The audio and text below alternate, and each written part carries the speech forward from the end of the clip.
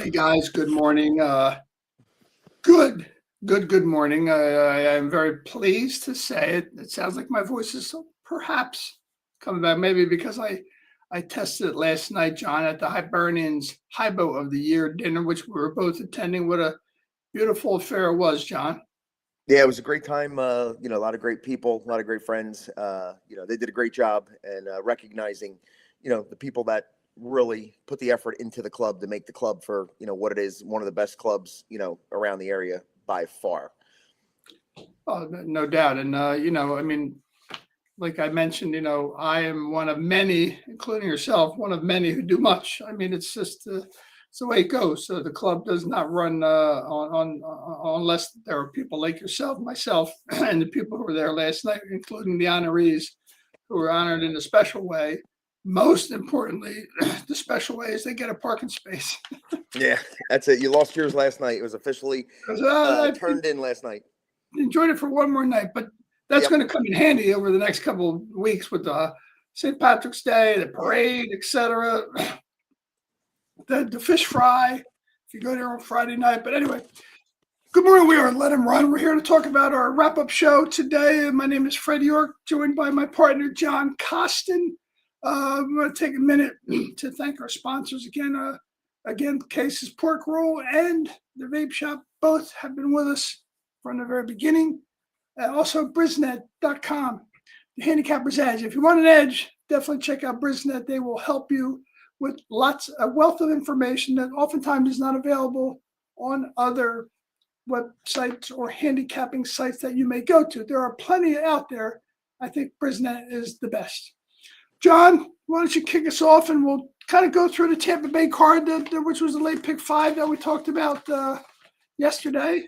Yeah, our Actually, special you and guest. Wadey talked about, you and Wadey put together, I put together a pick 5 ticket. You and Wadey put together pick 5. Let's go through the races.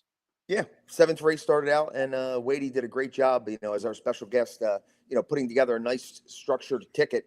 His structure was, the best by far all day that, we came up with.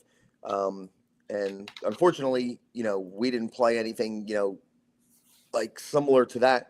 We changed our mind at the gate and switched up our single in the first race. And the 5, the betting pattern in that race, the way it was going, the 2 and the 3 took a lot of money. The 3 was the favorite the whole time. Yep. So we got a little bit scared that the 5 wasn't as good as we thought.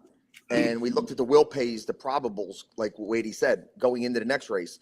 And the Chad Brown first-time starter, like we thought, was absolutely hammered with the probable doubles. We're paying $6 and $7. Ran a good race. Ones were, 19, 20, 23. So, I mean, this horse was going to be, odds on. So we switched our gears and, went with more in the first leg and singled the 2, figuring, he was the hot shot and all. But we'll get to that race next. But after Appleland, the 5 just did what he was supposed to do, won by 5 on the grass. Just a professional performance. The others, that we liked still have a little bit of learning to do. But, the well-seasoned Appleland got the job done pretty easily. Yeah, the other horse I liked in there was a Beautiful War, Scratched. So Scratched. That was my key. That was a horse that we liked as well. So, okay, let's go to race 8, John. Take it down. Race 8, this is the Chad, and kind of probably thought when he turned for home that, he had it under wraps. He was, going to win, draw off. But then the 9, who I was really, first time turf to dirt, not really loving, turning back to 6 furlongs, turf to dirt. But he got the job done. He battled the whole stretch, and he beat the, first time starter. And probably coming off the route with 4 lifetime starts, and he had the 2 pinned down on the inside was, probably the difference. If the 2 came on the outside, I think he probably would have rolled by. Around. Yeah, that's a good horse. That 2's a good horse. He's going to be a good horse moving forward. Yes, so keep your eye on him. Right timing, and not this time for Chad. So we'll see where he goes from there. But probably find another maiden spot. I don't think it was good enough to jump into a stake race as a maiden. So probably find another maiden spot for him. And you look at the winner of that race. If you look at the fractions that horse cut on turf, the horse had speed and showed it, and then fought very hard to win that race. I think what did he go off 9-1, John? He went off 9-1. That was a value. The 5-1 morning line, that's what turned me off. I didn't want him at 5-1. 10-1 shot morning line. I might even gave him more of a look, but that wasn't my kind of horse moving into the race. So Yeah. hats off to Wadey for having it. He was like 4 deep in that race, and that was one of them. Right. So, okay, let's go to race number 9. Number 9. This was the wide open Hillsborough that we thought was an absolute almost all button between the 5 contenders. Yep. And basically, what a finish! What a finish! That was the race. No idea who won that race, and there was a 5 or 6 horses that could have possibly won at the wire. Destino d'Oro, once again, 3rd win in a row, looked like the horse that the horse is supposed to be. Big win by that horse.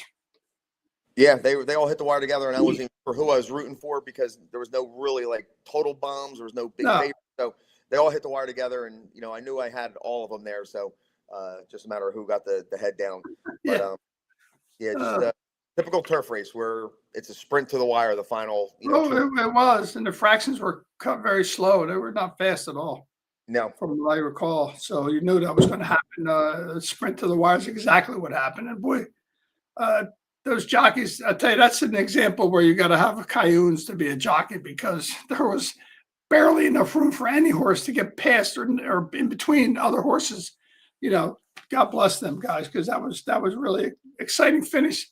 As a horse racing fan, for those jockeys, man, they got to have some, like I said, they got to have themselves wired up to be able to do that, if you ask me. Yep. All right, moving on to the 10th race, the race before the Derby, the Florida Oaks, which is mainly down to a 3-horse race, possibly, that we thought coming off the Breeders' Cup layoff, which we're going to try to fade him a little bit. Cocomotion was the hot horse, and he was on the board too. I mean, he was the favorite. I love that horse. He did come through. And then Dona, who was our other ad, that was 6-1, second time back off the layoff. I said yesterday, ran in some spots, and it was just a weirdly run race. I would give her another shot. And then this time she just made that one big run at the end. The 9 Cocomotion, totally opposite from last time when she came from the clouds. Now she was on front, making the pace. Yeah. And you expected her to kick on, but the Breeders' Cup Horse Time, the Dream, got up there and really ran great for the first time back, off the layoff. And then down the stretch, you couldn't hold off Dodona with Flavian Pratt, perfectly timed ride, and just rolled by him pretty easily. Hey. Great ride by Pratt once again. I mean, that's why he's one of the best jockeys there is, and he showed it right then. So, okay, let's get to the big race, John, the Derby. Yep, the big race. I was totally fading further ado, and I was all in on the 9, and I like the 5 as well. So I was going to be like 9-5 on a lot of bets, trying to get the 6 out of there. And the Puma we talked about, that was our 4th horse. That would be a good under, possibly not a winner. But if you look at those running lines, he just got beat by Chief Wallaby and Renegade, and now he's entering this race. And I had my eye focused on the 9 the whole time, and he was 5 wide around the turn, 5 wide down the back stretch, 4 wide coming into the stretch, and then there's the Puma, even further out. I went back this morning to watch the race. Horrible trip. Puma got a worse trip than the 9, and the Puma was right behind the 9 the whole way around. Down the backstretch, actually went on the outside to get a little, make a move on the 9 a little bit. And he was like 5 or 6 wide down the backstretch and then turned for home. He was the one 5 wide. And they all came together, the 3, the 3 horses, the 9, the 8. And further ado, take nothing away, he ran a lot better than I thought he would. Absolutely. What do you think about Puma moving on to the Derby? 50 points, very likely, if that horse stays healthy, will be in the Derby, John. How do you look at that horse as a Derby contender? That's the same owners as Mage, so that's probably your route now, as a with your heart rooting for Mage and outfit that put out Mage for you. So no, that's right. No, for the Puma. No, I think that horse. I still am looking forward to seeing my pick nearly run again, which will likely be in the Florida Derby, I believe. I don't know if he's going to Florida Derby or is he going to Keeneland, the Bluegrass. I don't know which route he's going. Yeah. Well, He'll probably stay in the Florida Derby. He'll stay at Gulfstream. Next week, the Derby prep races are pretty narrow. There's only actually one on Saturday, Virginia Derby at Colonial Downs, and that's 50 points to the winner. And then there's the Virginia Oaks, also at Colonial Downs on Saturday for the filly, or for the girls, the ladies, Virginia Oaks. So just kind of quiet. Then it's going to start heating up pretty big time. 100 points. A lot of the winners are going to get 100 points. So that's essentially a win and you're in. I mean, 50 points probably pretty close to that as well. 100 points, definitely. One last comment about the Tampa Bay Derby race. I mean, when they hit the lane and the Puma came over, he really got really bumped the 9 a little bit, and the 9 lost a little momentum between horses. So the 9, and then when he did, get back on track, he did come on again, and he, almost got. I'm surprised there was no inquiry or that's my point was. I mean, even if you don't make a change, which I don't think they would have made a change, but at least say, there's an inquiry. We're going to take a look at this because you got a big $400,000 race with total impact points on the line, and you're just not going to look at it when all the horses came together. So I was a little disappointed that they didn't even at least give it a look. I don't think they would have made a change, but it just was good race. But the 9 did have a tough trip. His second lifetime start, he did get bumped between horses, not where you want to be, and he did show heart and came back after he got straightened out a little bit. So I'm not giving up on Cantillana, but now there you go. He'll probably go to the Preakness as originally planned. That's what you said before, that was likely what was going to happen with that horse. And, we'll see. Again, a lot yet to be determined. There are some big-time races left to be had. So how about we'll talk now about the Santa Anita San Felipe, John? Yeah, Santa Anita. Okay, that race there, I was so, against Brant. I didn't even have Brant, he was 4 to 5 on any of my tickets. I just didn't like him in that spot. And the 6 horse who I thought would come from a little further back, he did the running to push Brant along to keep him honest. So that took a little bit of wind out of his sails. When he turned for home, he put Brant away, but then he couldn't hold off the other 2. And when I watched the race back, the winner, Potente, Baffert's other horse, just sat in a perfect pocket when there was like 3 or 4 of them dueling on the front. He sat in a nice pocket, just waited, bided his time. The 7 horse made a huge move around the turn, 60 to 1, opened up 4 lengths maybe. Looked like he was an easy winner. And then here comes Potente. When he finally gathered his momentum and extended his stride, he just gobbled them up and went right by. And then if you just watch that replay, right after the wire, he was 15 lengths in front of the field. I didn't see that. And walking. And Potente was still striding out. And he had 20 lengths on the field when they entered that turn, to pull the horse up. So I wasn't going to take nothing out of California, but I'm going to look at that Potente again and see, because, man, that stretch out and that, that stride and the way he finished there, I'm going to keep him on my radar, which I hate keeping a Baffert and hate keeping a Santa Anita horse on my radar, but he still will be after that gallop out. We talked about that horse in the better of the Baffert horses we liked, and I like the fact that Baffert put J.J. Hernandez on a very extremely good jockey in Santa Anita, good jockey anywhere. But if you think Santa Anita, you think J.J. Hernandez for sure. And those 2 together win a lot of races, 43, 42%. The horse was working out good. I mean, I think he went off from the 92 morning line. I think he went off at 8 to 1. Yeah, 8 to 1. Yeah, something like that. Yeah, 8 to 1 over 60 to 1. Yeah, that's a pretty good exacta right there. I agree with you. I think this horse, the 7 horse, the 70 to 1, 60 to 1 shot. That was the Calumet Farm, which I made a comment saying that it's a homebred. They're probably they just like to see their name in lights, to see their silks on the big races. Didn't give the horse much of a look, but it was first time blinkers.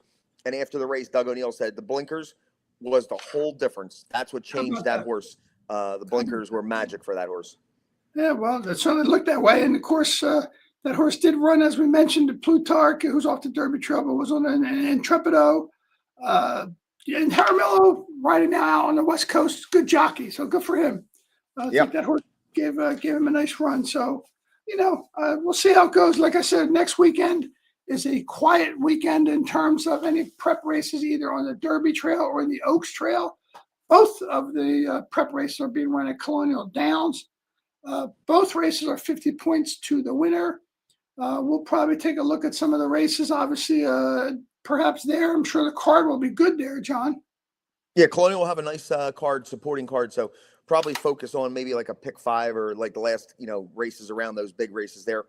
And I'm not sure what we're going to do about Saturday. Saturday is, the parade day. I'll be at the parade. You'll be working the parade. And I don't even know if we'll be able to, do a show on Saturday morning. Yeah, well, we'll talk about that. We'll come up with something. Maybe we could. I think last year when I was at the parade, we obviously didn't have our podcast running at the time. Maybe we can do it on Friday. We can do our longer show or something like that. We'll talk about it. We'll come up with something. Yeah, that was my guess. A longer show. Let's do a normal show on Friday. Yeah. And then on Saturday, we could just to kind of pop on together, maybe after the parade. Well, before the parade starts. The parade starts at 1:00. All the stuff that goes on all before. Parade starts at 1? Yeah. Oh, I thought it was like 11 or 12. Now it's 1? No, the parade gets going at 1 p.m. Okay. Prior to that, all the people come, not the people, the vendors that are in the parade, the floats and the trucks and the bands, blah, blah, blah. And we have to be there. I have to be there with the other marshals, like putting them where they belong in line. But the parade doesn't actually kick off until 1:00. So maybe, we'll talk about it. We'll come up with some kind of plan to cover Colonial Downs at some point, because I think it's worth it to take a look at that, John. Yep. Okay. Well, we'll come up with a plan and let everybody know. Okay. Also, just to remember, we had a text from a friend today. The game's already started. Manchester United versus Aston Villa. Both teams are tied for third place with 51 points. I'm just reading. I don't know any of this stuff. Trust me, I know nothing about soccer. The winner will put themselves in a great position to solidify a spot for the Champions League next year. That's from my friend Mark Laurinaitis, who won the basically Division III championship with Trent State College back in the day. Knows a little bit about soccer. Good physical therapist, great colleague. Wanted us to mention that. So the game's already started. I don't know much about soccer, but sounds like that was a game that probably got people's attention. Yeah, what was the game again? Because I'm looking here online and I don't see it like even started. It said on Sunday at 10:00, Manchester U versus Aston Villa. Oh, okay, Manchester United. Yeah, he's a big soccer guy, and we had the one shout out that wasn't actually from Sean. That was from one of the soccer guys from Capital Sports Network who made a comment at the last show to talk about soccer. Well, my buddy was watching the show, Mark Laurinaitis, who's a soccer guy, also apparently starting to like horses a little bit. Can't blame him for that. He mentioned this game, so I don't know. Whatever. It's Manchester against Aston Villa, you said? Yes. It's March 15th at 10 a.m. Oh, next weekend, next Sunday. Well, he didn't say next Sunday. So okay, we'll talk about it again. A week, time to talk about it all week. We'll get some information on that, and definitely. All right, well, every time I look out my window doing the podcast here, I'm looking out at physical therapy, and I always see Mark leaving the back door with his his suitcase, his briefcase, and he walks to the parking lot. He doesn't go out this front door. He doesn't want people to see him leaving. So no, the side door comes in. Side door gets a lot of traffic. Now I'm not kidding. It's just better to go out there, because if you go out the other way, there's patients. Everyone wants to talk to you. So, but that's funny. You got a good view of what goes on there, and from your venue, there, John. I'll keep an eye on Mark. Yeah, let me know. Let's keep track of that. Why don't you keep a log of how many times he leaves the back door during your day. But so listen, hey, excellent job today wrapping up a great wrap-up show. We'll talk again. We have some, shows coming up on Monday and Wednesday at 2 p.m. We'll have our Brisnet pick of the day, play of the day. We'll see how that works out. Friday, we'll talk about how we might want to modify that show based on what's happening on Saturday, the parade.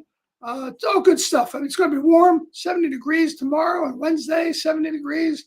I'm sure the driving range will be packed with people playing golf. So any last words before we thank our sponsors one more time, John, before we say goodbye? No. Interesting weekend. We wrapped up, I think, some horses to keep an eye on and look forward to their next start. Next week's a little calm. Let's enjoy the parade and see what happens at Colonial. And we'll have some picks throughout the week. The Brisnet pick of the day, Monday and Wednesday this week. Yeah, we'll put those shows up at 2 p.m. Hey, always remember, bet smart, cheer hard, fast horses can equal some serious fun. And at the end of the day, just let them run, right, John? Let Just them run, let 'em everybody. All All right. Enjoy your Sunday. All right, John, have a good. Talk to you later.